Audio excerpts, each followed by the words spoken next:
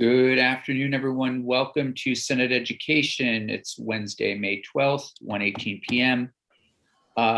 We're going to jump back into S115. We worked on this yesterday and heard from a number of people. And just we talked about the possibility of concurring with further proposal of amendment. And in a moment, I'll ask Mr. Desmarais to take us through what might be the further proposal of amendment. Senators will recall we had talked to the Social Equity Caucus about a line that would work toward achieving a greater diverse State Board of Education. We also worked, the Secretary of Education worked with the chair of the State Board of Education to come up with some language. So I thought we would consider further proposal of amendment. And then, of course, if senators have additional work or edits that they'd like to do, we can certainly work on those. The other piece, we did invite Mr. Broughton back in. We heard from Jason a few months ago on the state libraries. Mr. Desmarais, there was one change, and I know you don't have the state library section, so hopefully Mr. Broughton will be fluent enough in this to take us through what that one change was, that just to connect to make sure the librarians are okay with it.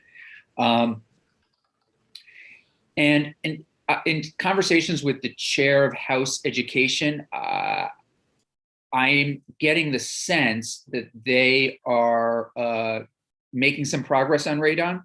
I would anticipate that we might get the community schools bill back, the school construction bill back with possible expanding the radon to also independent schools and possibly pushing the date back, I'm thinking, until June, which for me, that kind of makes sense. It gives them a full winter for testing.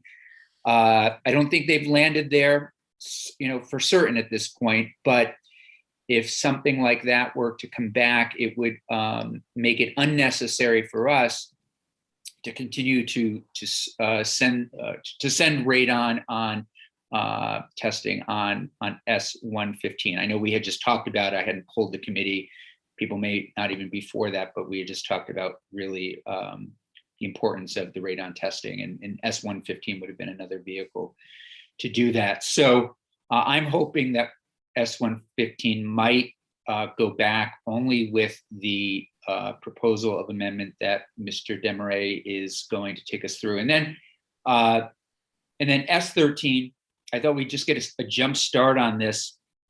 This is the implementation of the pupil weighting factors report. Representative Ansell will take us through House Ways and Means work on it. Well, then and we have Jim Desmarais, of course, and then Mark Perrault from Joint Fiscal. So that is going, I believe that might even be on notice for tomorrow. I'm not sure on the House side. So we'll officially receive it sometime early next week.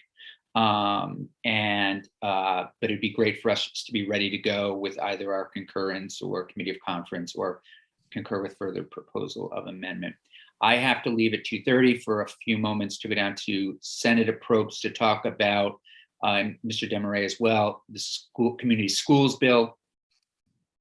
And then I think the only final update I have is that I know the House is working on S100, and they're also simultaneously working on H106, because some of our work in schools and nutrition overlapped, and creating farm markets, all those kinds of things. So, and I guess finally, great job today, Senator Hooker, on S16, that it is now off to the governor. So that's where things stand. Any questions before I turn the floor over to Mr. Desmarais? Jim, we're thrilled to have you back. Thrilled to be here. Thank you. Great. I'm going to pull up, if it's okay. Please. I don't think you have it there posted. Language from H101, which would be moved over to S115.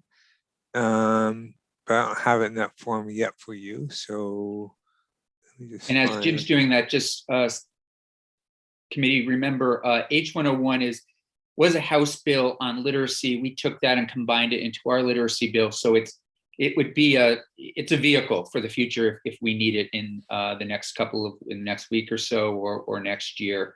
And we had thought about using it as a vehicle for this, but now I'm thinking perhaps we just keep it clean to see what happens in the other body or from the governor's office, because we might again need an H bill to keep going on some of our work. So, all right.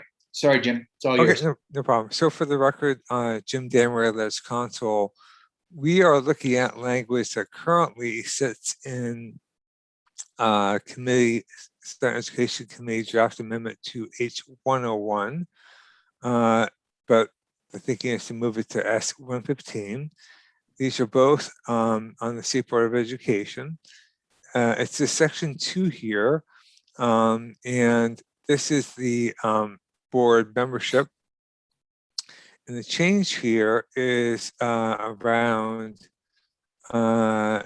diversity. So it says here on this page, line 3 through 6, that to the extent possible, the members of the state board shall represent, and we now read the state's geographic, gender, racial, and ethnic diversity.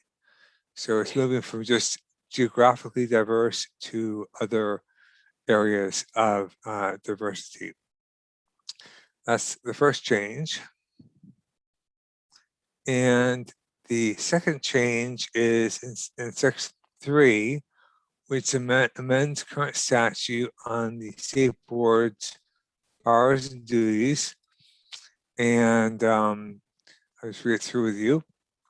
So it replaces current language and would read, the state board shall engage local school board members and the broader education community, and consistent with the provisions of this Title 16, its own rules and rules adopted by the secretary, establish and regularly update a long-term strategic vision for the delivery of education services in Vermont, advise the General Assembly, the Governor, and the Secretary of Education on high priority educational policies and issues as they arise, and act in accordance with legislative mandates, including the adoption of rules and executing special assignments.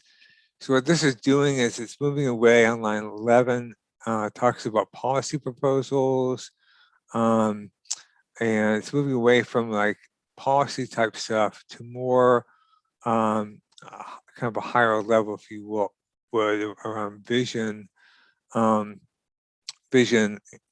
and working with stakeholders.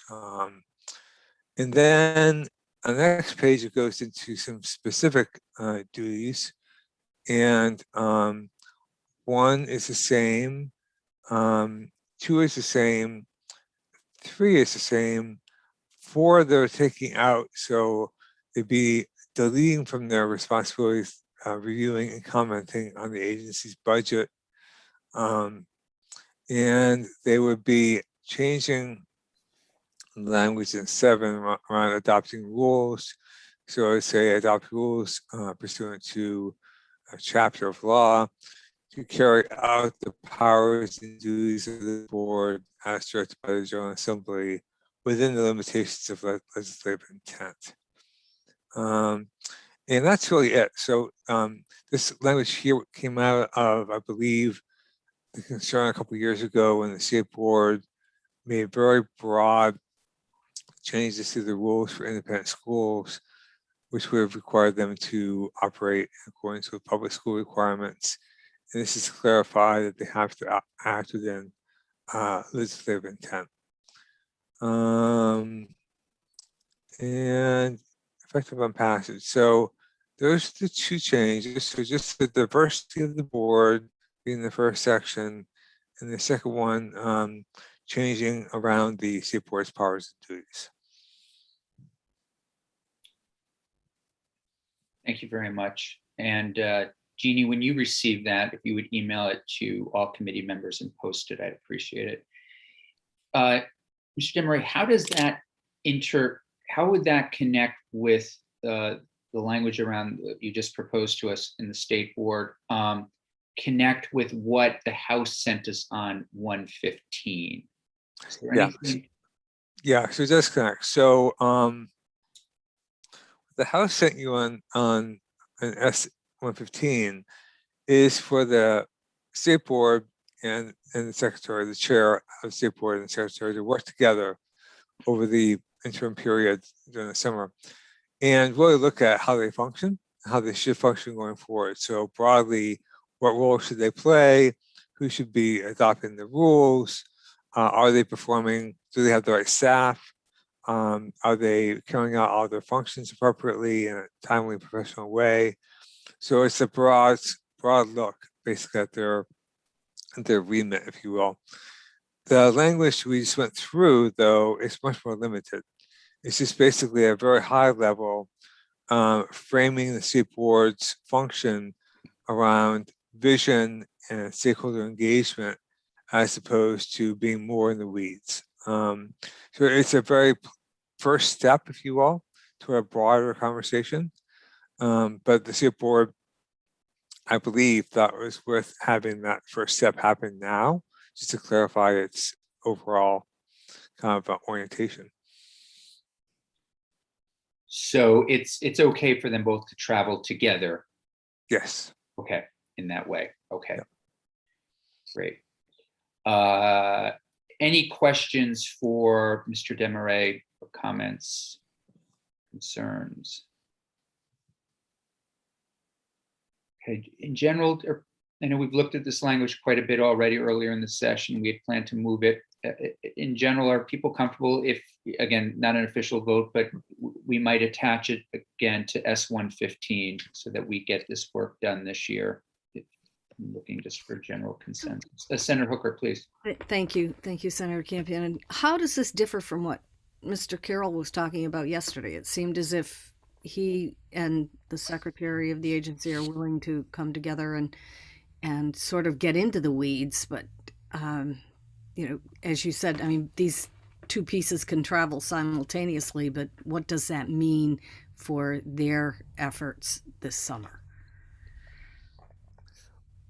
Well, I wasn't here yesterday for testimony, Right. but so I didn't hear that. But my understanding is that they are going to work together to really look at the whole remit of the state board, staffing, function, rulemaking, the whole thing, and come back to you with a proposal as to how to rearrange their function and maybe their staffing. This piece we're talking about now in H101 is a very small piece of that. It's basically just taking 1 page of statute and clarifying the board's responsibility in terms of looking at more vision and stakeholder engagement as a first step in looking at a much broader restructuring. So it can go on and can get deeper as time goes on, as the summer progresses, and their communications can deal with all of the other parts of it, but just showing that the board's function is more visionary and broader. Yeah, I believe that's right. And I believe both Secretary French and Chair Carroll have agreed to both sets of language. Okay. Okay, good question. Anything else? Terrific. All right. Jason, great to have you with us. Mr. Broughton. Hello, thank you, Chair. How are you? I'm doing well. I appreciate the time. I know that a lot of your staff let me know about the timing, so it really helped me because we were preparing a group of teens from across the state because we have a national author coming, and there is a youth panel that was created. And so they're a little jittery, and they said, well, let's ask somebody who talks a lot to help them prepare for their conversation. So thank you. No, thank you. We really appreciate it. You've been working with both committees so hard in addition to your other work. I'm sorry, Senator Lyons. I just want to know who the author is. Oh, it's Angie Thomas, and we are just talking about the creative process, a lot of books that she wrote. But there's an adult night, which is on the night before, and then the next day is going to be the youth across Vermont. And we expected a large number, but we are already at I think 1,300 for the youth Wow. side in attendance. Wow. Awesome. That's incredible. That That is is great. absolutely incredible. 600 adults so far. Wow. Wow. That's great. Just back to my, and I know I speak on behalf of the committee. Thank you for that, as well as for everything that you've done to help us and the House along our way this year as it relates to S-115. And what we have you in to talk about today was just that final sort of okay, or your concern with the House ended up doing. This was around the Department of Libraries. And I don't know if you had any concerns, any questions, or if you had worked with them closely to sort of get to a comfort level with their work. I did. I felt very comfortable with what the language has. It allows, again, us at this very unique time to assess libraries. And there have been some really thoughtful changes to it, so I can kind of address some of the items.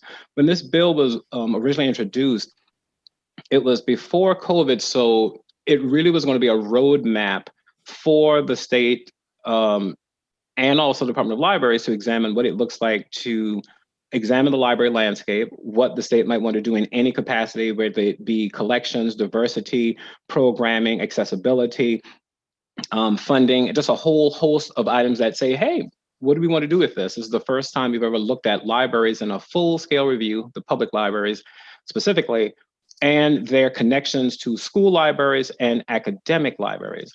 That has now been updated to help us because we are all, particularly all of you as senators, examining what the future looks like because of the time period we're in. So if you think about that, it meant the information that we needed to help us right now is actually being addressed in this bill. And so thoughtfully, we have now segmented them into 3 parts that will allow us to kind of capture what was prior. My staff likes to not say before COVID, we use the nice ephemeral model of in the before times. When we call it normal, in the before times, we had everything that we were doing and we could have said, well, what's not working? We can jot that down, and when something is available, we can see if we can work on it. So we have to go backwards a bit and see what the landscape looked like pre-COVID. We're going to also look at the landscape current, because as all of you know, there's a lot of things moving fast and furious coming out of the federal government that will impact the study in the way we did not expect, which was some of the issues may be addressed based on the funding that is coming through us, through the state and the federal government, that changes the study a little bit. So we have post, current, and pre on what was not addressed.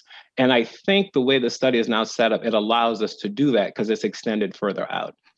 So we will have different POCs to say, here's how it looked, here's what we did during the pandemic, and then here's what's a little bit more unresolved. But we do believe a nice amount will actually be addressed, or we hope that it does. Because for example, believe it or not, connectivity was already in this bill to look at for libraries, but guess what? All of you are grappling with that right now from a statewide perspective. So based upon how the House and the Senate and the administration addresses that, it will be something that will be put in as a recommendation on, well, here's what was left out, or here's what we can do differently to address libraries and connectivity. So I am very pleased with it, and I look forward to hopefully seeing it pass and then allowing you and the citizens of Vermont to examine what a library can be and how we can assist to take it where we would like for it to go. Great. Terrific. Any questions? Wonderful. It's that time of year. We're just looking to make sure everybody is as happy and pleased as we can possibly make them. So this is terrific, and great having you in, and hopefully we'll either see you virtually at a signing ceremony or sometime soon thereafter. I appreciate it, and good luck to all of you, because I know that you are truly grappling with just some interesting things.